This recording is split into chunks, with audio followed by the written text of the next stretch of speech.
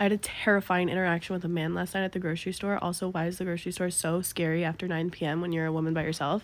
But anyways, for context, I'm wearing a oversized hoodie, sweatpants, and Uggs.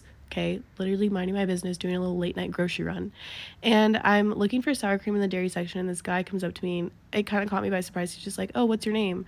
And I was like, oh, I'm Kaylee. And like, I grabbed my sour cream, put it in my car. He goes, nice to meet you, Kaylee. And I was like, yeah, you too. And I kind of like walk away and go to the cereal section.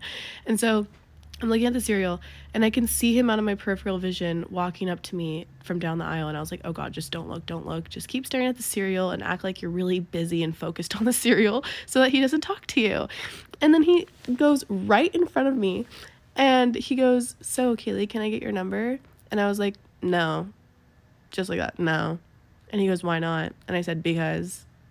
And he was like, well, why not? And I said, because I don't want to. And he said, well, is it because you have a boyfriend? Is that why you're saying no? And I was like, no, I'm saying no because I don't want to. And he's like, well, is it because I'm not your type? And I was like, no. And he said, well, you at least owe me an explanation. Like, I need an explanation. I said, I do not owe you an explanation. The answer is no. How many times do you have to say no until a man leaves you alone? It's like, how many licks does it take to get to the center of a Tootsie Pop? And then I keep saying no, and he's literally trying to force me to give him an explanation. I don't have an explanation. The explanation is that I don't want to, so leave me alone.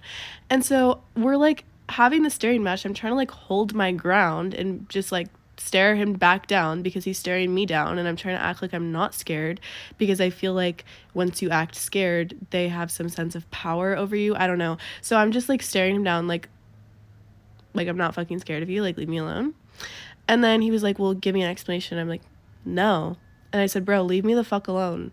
And like I walk away and I go to another aisle, and every single aisle I go to after that, I could see him also go to the aisle. Like I'd be in the middle of the aisle and he'd like go towards like the end of the aisle, and he would just be like pretending to look at stuff at the end of the aisle, but really he was just staring at me, and I could feel him staring at me. And then I would look at him, and then he would give me the look like I'm watching you look, like scary, creepy, eerie look.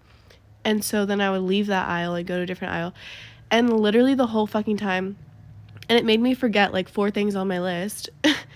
And also, there was like no one in the grocery store. It was almost empty, and the only other people in there were like male workers, and I started to feel like I was being hunted.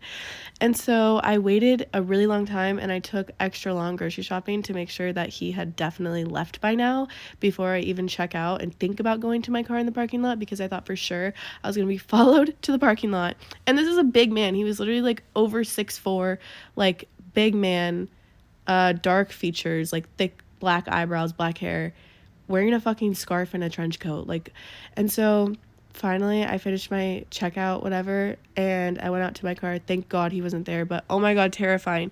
Why do men not leave you alone when you say no?